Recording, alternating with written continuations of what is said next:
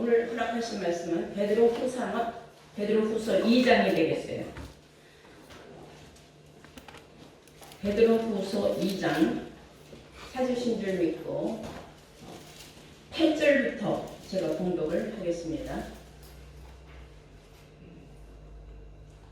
이 의인이 저희 중에 거하여 날마다 저 불법한 행실을 보고 들으므로 그 의로운 심령을 상하니라.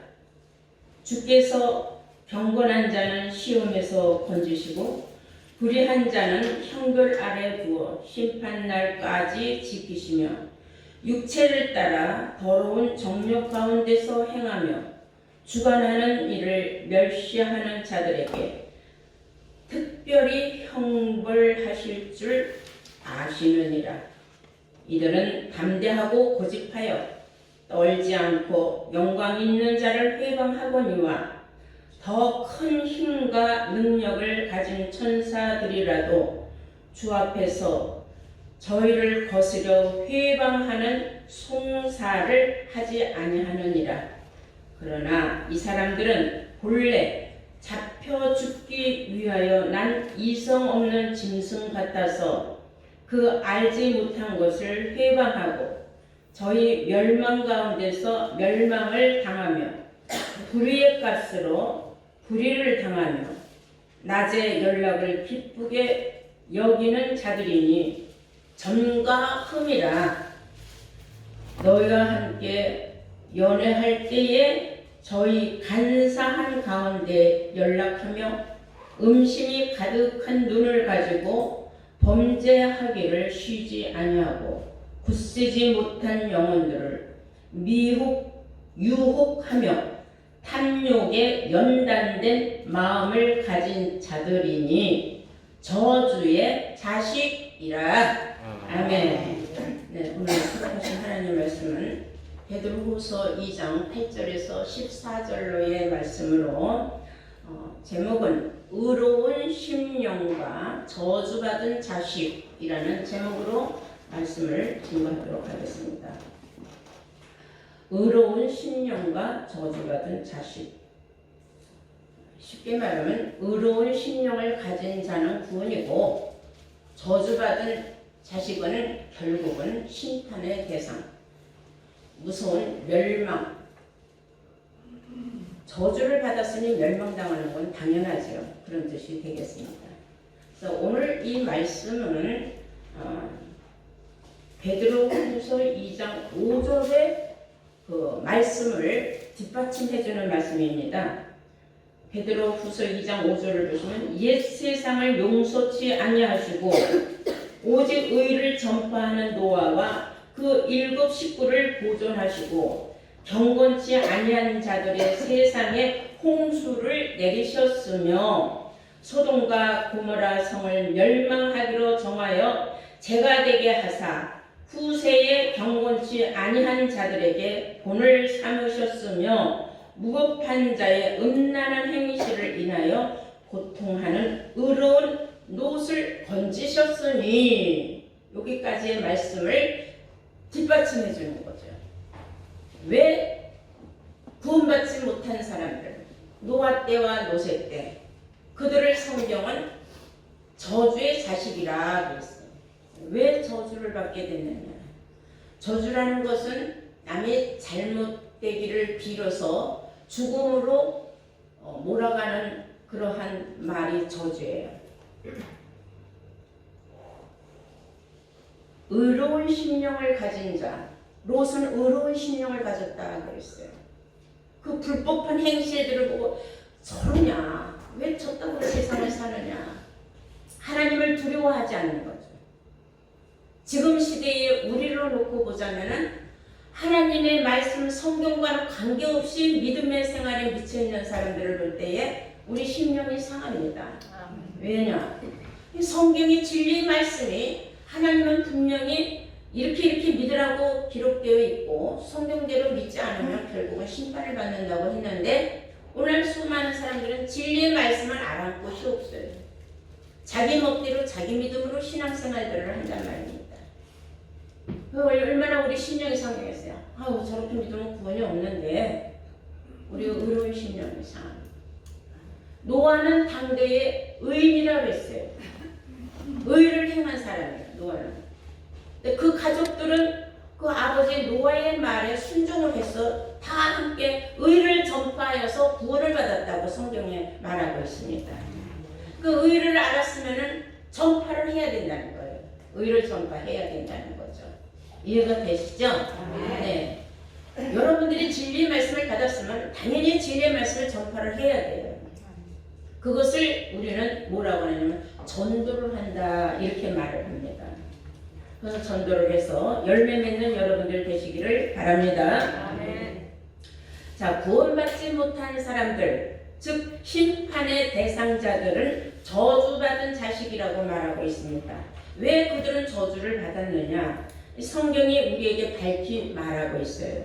예를 들면은 노아 때에 구원의 방주에 올라타지 못한 저주받은 홍수에 휩쓸려서 심판받은 사람들은 어떤 사람들이었느냐? 마태복음 24장 38절 보면은 홍수 전에 노아가 방주에 들어가기까지 사람들은 먹고 자고 마시고 장가들고 시집가고 홍수가 나서 다 멸하기까지 깨닫지 못하였더라 그랬어요. 깨닫지 못한 게 문제예요. 여러분들이 나가서 말씀을 증거하고 전파할 때에 깨닫지 못하는 사람들 보면 얼마나 깝깝하고 답답하고 한심해요. 아우 어쩌면 이렇게 소경이고 이렇게 기먹거릴까. 도무지 못 깨닫는 거예요. 영의 귀가 막혔죠. 영의 눈이 막혀 있어요. 감겼으니 소경이에요. 감겼으니 다쳤으니 기먹거리예요. 나가서 진리의 말씀 한마디도 전하지 못하니 벙어리가 됐단 말입니다. 그 영적인 소경과 영적인 귀머거리, 영적인 벙어리들이 정말 얼마나 많습니까 세상에. 여러분들이 다니면서 보면은 이제 기가 막혀서 말이 안 나올 정도로 많죠. 그뿐만 아니라 똑같은 내용의 말씀이 누가복음 17장 28절에도 보면은 노세 때와 같다 그랬어요. 노세 때도 사람들은 먹고 마시고 사고 팔고 집을 짓더니 하늘에서 불과 여왕이 비 쏟아지듯이 퍼붓더라 그랬어요. 그래도 모르는 거예요.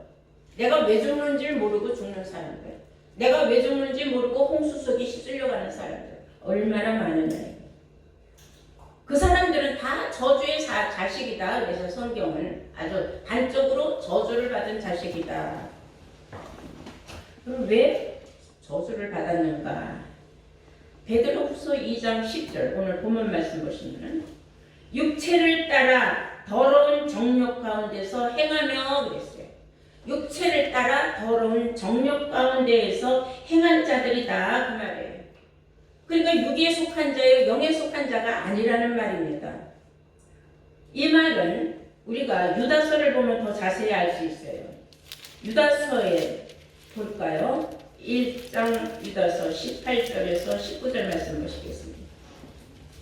그들이 너희에게 말하기를 마지막 때에 자기의 경건치 않은 정욕대로 행하며 기롱하는 자들이 있으리라 하였나니 이 사람들은 당을 짓는 자며 육에 속한 자며 어디에 속한 자며? 육에 속한 자며 성령은 없는 자라 그랬어요. 육에 속한 자는 성령이 없는 자다 이거예요. 성령이라는 것은 거룩한 영으로서 진리를 성령이라고 말하고 있어요. 진리는 아버지의 말씀이 진리라고 했습니다. 그러니까 결국은 저주의 자식들은 다 뭐에 속한 자라는 걸 알았어요? 육에 속한 자. 그래서 정욕대로 사는 사람들. 하나님 뜻은 관계없이 자기 뜻대로 사는 사람들이다 이 말이에요. 이것을 성경은 이런 사람들을 이성 없는 짐승 같다 그랬어요. 베드로후서 2장 보실까요? 11절 보시면 더 큰 힘과 능력을 가진 천사들이라도 주 앞에서 저희를 거스려 회방하는 송사를 하지 아니하느니라. 그러나 이 사람들은 본래에 잡혀 죽기 위하여 난 이성 없는 짐승 같아서 그랬어요. 알지 못하는 것을 회방을 하고 저희 멸망 가운데서 멸망을 당하게 된다. 그런 말이에요. 이성 없는 짐승 같아서 회방만 하니까 멸망을 당할 수밖에 없다 이거예요. 멸망이라는 것은 망해버린다는 거예요. 아니 예수 믿고 망할 일이 있으니까 예수 믿고 구원의 복을 받고 영생의 복을 받아야지. 예수 믿고 왜 멸망받을 일이 생기느냐. 이성이 없다는 거예요. 짐승 같다는 거예요. 입으로는 주여 주여 하는 자들이에요. 이런 자들을. 그래서 예수님이 마태복음 7장 21절에 나더러 주여 주여 하는 자마다 다 내 아버지 집에 들어오지 못한다. 주여 내가 주의 이름으로 많은 사람을 전도하고 많은 사람 병을 고쳐주고 귀신을 쫓아내고 그렇게 했는데 내가 왜 주의 나라에 들어가지 못합니까? 하고 따지니까 예수님이 이 불법을 행한 자들아 내게서 떠나가라 하고 마태복음 7장 21절 이하에 기록되어 있습니다. 여러분 그런 말씀은 수없이 들어봐서 막 기억하실 줄로 믿습니다. 그건 뭐예요? 다시 말하면은 깨닫지 못한 사람들은 이성이 없다 이거예요. 이성 없는 짐승 같다 이거예요. 사람이지만 짐승하고 다를 게 뭐냐. 이런 사람들은 무엇이든지 알지 못하는 걸 무조건 회방한다는 거예요. 어떤 사람은 성경만 펼치면 이상하게 생각을 하는 거예요. 성경을 펼치면 누가 펼치든 성경을 보면 성경에 이런 말씀이 있다면 아멘하고 성경을 봐야 돼요. 그리고 가는 길이 잘못된 길이면 가르쳐줘서 옳은 길로 인도하면 감사한 마음으로 그 길을 따라가야 돼요. 그래서 길이라는 거는 우리가 세상 길이 아니라 예수님이 뭐라 했어요? 내가 곧 길이요 진리요 생명이라고 하지 않았습니까? 생명으로 가는 진리의 말씀을 따라가는 거예요. 성경에. 이 성경이 다 길이에요. 천국 가는 길에 기록되어 있는 줄로 믿습니다. 이것을 유다서 다시 볼까요? 유다서 1장 10절 말씀 보시겠어요? 유다서 1장 10절 말씀 보시면 이 사람들은 그랬어요. 그 저주받을 사람들, 멸망받을 사람들. 이 사람들은 아까 보니까 육에 속하는 사람들이다 그랬죠. 자기 정욕대로만 움직이는 사람, 이성 없는 짐승같이 모든 걸 회방만 하는 사람. 이 사람들은 무엇이든지 그 알지 못하는 것을 회방하는도다. 또 저희는 이성 없는 짐승같이 본능으로 아는 그것으로 멸망을 하느니라. 그들은 멸망받을 수밖에 없다는 거예요. 11절에 화 있을진저 이 사람들이요 가인의 길에 행하였으며 싹을 위하여 발람의 어그러진 길로 몰려갔으며 고라의 폐역을 쫓아서 멸망을 받았도다. 발람은 선지자인데 재산에 눈이 멀어가지고 하나님의 가라는 길로 안 가고 다른 길로 갔어요. 그래서 발람의 길은 어그러진 길로 가는 자, 결국은 화받을 자, 이게 멸망받을 자예요. 저주받은 자식들이에요. 가인의 길, 가인은 세상에 최초로 살인자예요. 그는 진리에 서 있지 못하여서 그는 살인을 했던 것입니다. 이런 말씀을 볼 때에 우리가 진리를 받고 진리 안에서 있어야지 진리 밖으로 벗어나면 안 되는 거예요. 그것은 꼭 가인의 길에 가는 자예요. 왜냐하면 마귀에 속했기 때문이에요. 가인의 길로 가는 거는 마귀에게 속해서 그래요. 처음부터 살인한 자, 마귀의 길로 가는 자, 진리가 없는 사람들, 그 속에 진리가 없음이라 했어요. 베드로후서 다시 한번 볼까요? 2장 12절 보시겠어요? 이 사람들은 본래 잡혀 죽기 위하여 난 이성 없는 짐승 같아서 그 알지 못하는 것을 회방하고 저희 멸망 가운데서 멸망을 당하며 그랬어요. 결국은 멸망을 당할 사람들이라는 거예요. 우리가 잘 아는 바와 같이 누가복음 17장 26절에 보시면 예수님이 말씀하시기를 인자 때는 노아 때와 같다 그랬어요. 맞죠? 아멘. 그러면 인자 때는 노아 때와 같다고 했는데 노아 때에 하나님께서 홍수로 심판을 하신 이후에 하나님이 뭐라고 말씀하셨는가 하면은 우리 다 함께 보실까요? 창세기 9장을 보시겠어요. 창세기 9장 다 찾으신 줄 믿고 11절 보시겠어요.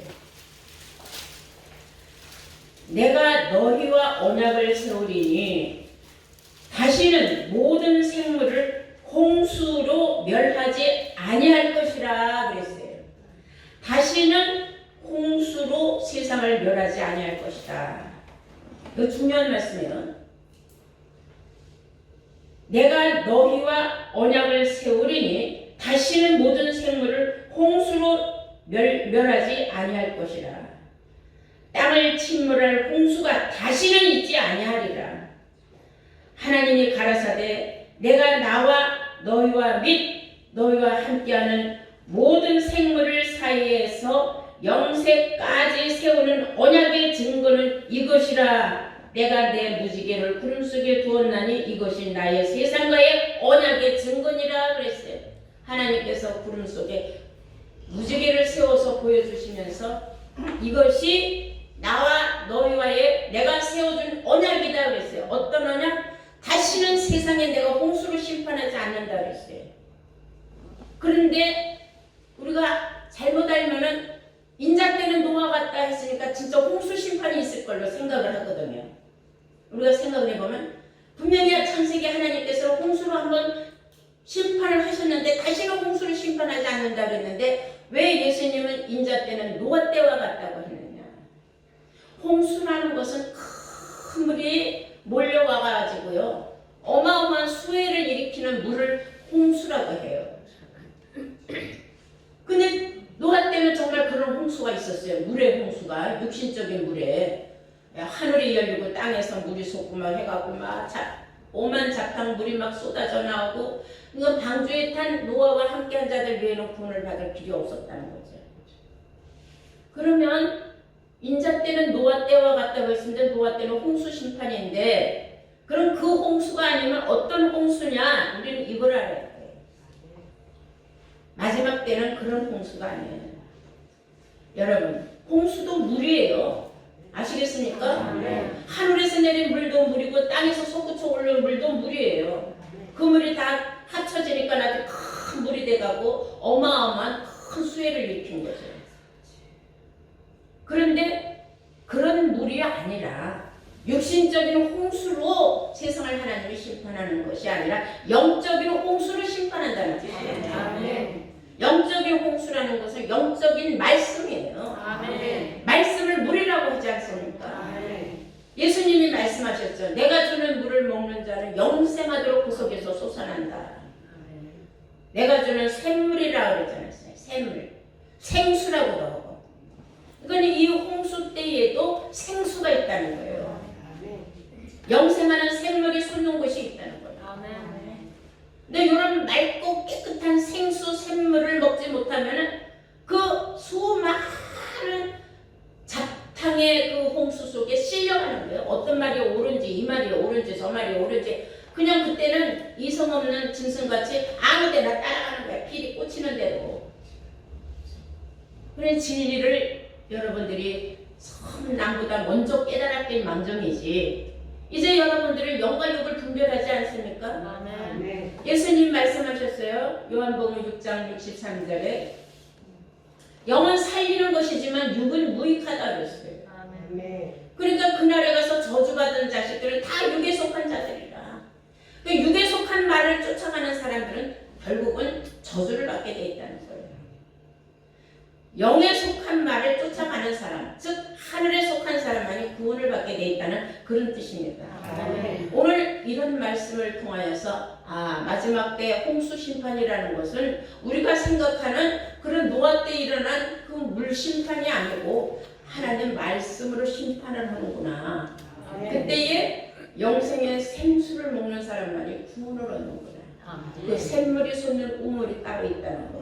여러분들은 아시기 바랍니다. 네, 홍수 때에 왜 사람들은 저주받은 자식들로 나눠지느냐? 무엇 때문에? 왜 저주받은 자식이 되느냐? 왜 구원받지 못하고 홍수에 떠밀려가는 사람들이 되느냐? 우리가 디모데전서 4장을 한번 보실 필요가 있어요.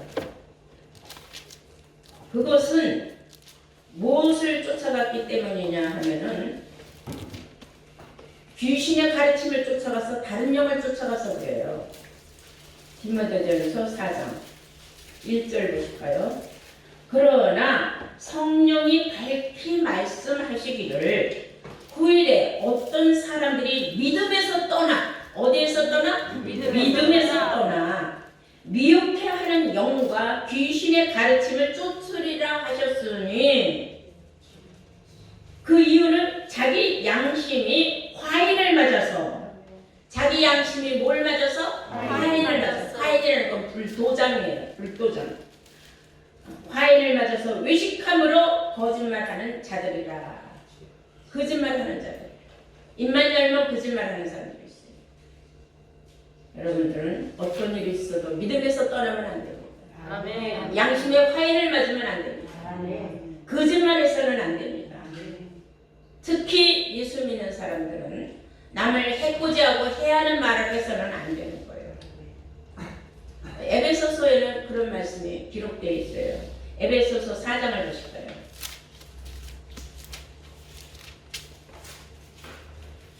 25절부터 보시면, 그런즉 거짓을 버리고 각각 그 이웃으로 더불어 참된 것을 말하라. 이는 우리가 서로 지체가 됨이니라. 분을 내어도 죄는 짓지 말고 해가 지도록 분을 품지 말고 마귀로 틈타지 못하게 하라. 도둑질하는 자는 다시 도둑질하지 말고 돌이켜 빈궁한 자에게 구제할 것이 있게 하기 위하여 제 손으로 수고하여 선한 일을 하라. 무릇 더러운 말은 너희 입 밖에 내지도 말라. 오직 덕을 세우는데 소용되는 대로 선한 말을 하여 듣는 자들에게 은혜를 끼치게 하라. 하나님의 성령을 근심하게 하지 말라. 그 안에서 너희가 구속의 날까지 인치심을 받았느니라. 너희는 모든 악독과 노함과 분냄과 떠드는 것과 회방하는 것을 모든 악의와 함께 버리고 서로 인자하게 하며 불쌍히 여기며 서로 용서하기를 하나님이 그리스도 안에서 너희를 용서하신과 같이 하라. 아멘. 자, 이 말씀을 우리가 요약해 보면은 결국은 무슨 말이에요? 마귀로 틈탈 시간을 주지 말라는 거예요.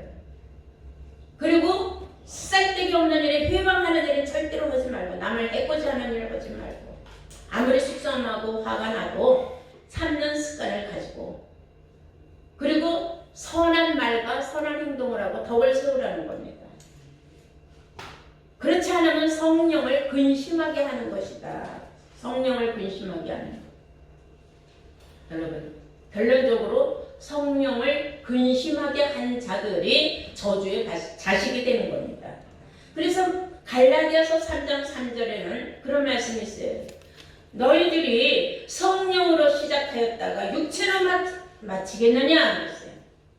너희들이 시작은 성령으로 시작을 했다가 이 말씀이 좋다고 말씀 쫓아와가지고 팔딱팔딱 뛰고 장총까지 나오고 성경 공부를 많이 해서 몇 끝까지 따놓고, 그러고서는 성령을 근심케 하는 일로 그 회방을 잘하고 아구 다툰 것에다가 스스로 떨어져서 죽는 사람들, 그런 사람은 믿음의 반석 위에 서 있지 못해서 그래요.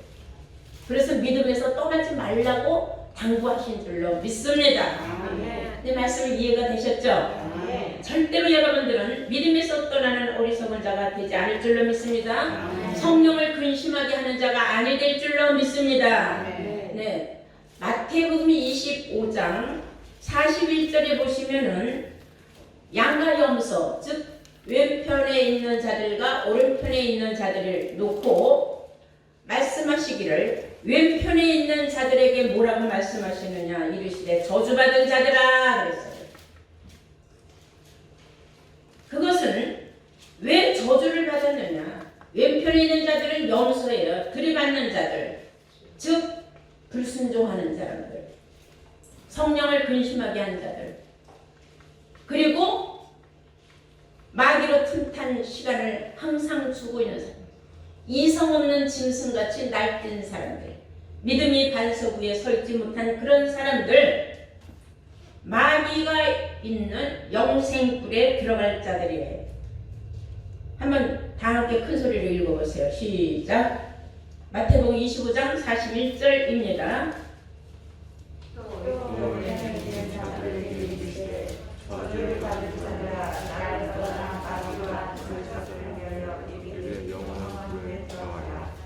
네.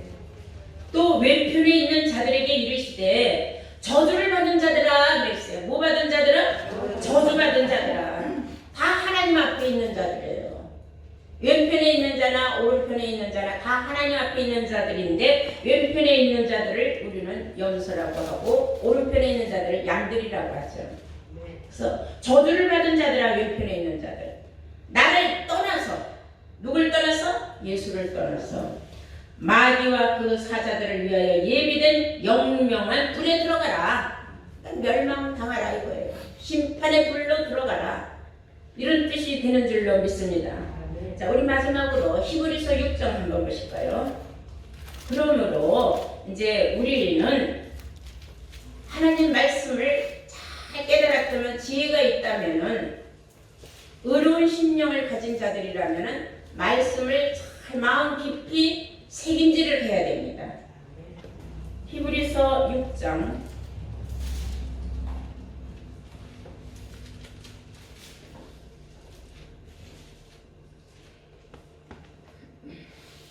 7절부터 보시겠어요. 땅이 그 위에 자주 내리는 비를 흡수하여 닦아는 자들의 쓰기에 합당한 채소를 내면, 뭘 내면? 합당한 채소를 내면 어떻게 되느냐? 하나님께 복을 받고, 누구한테 복을 받아요?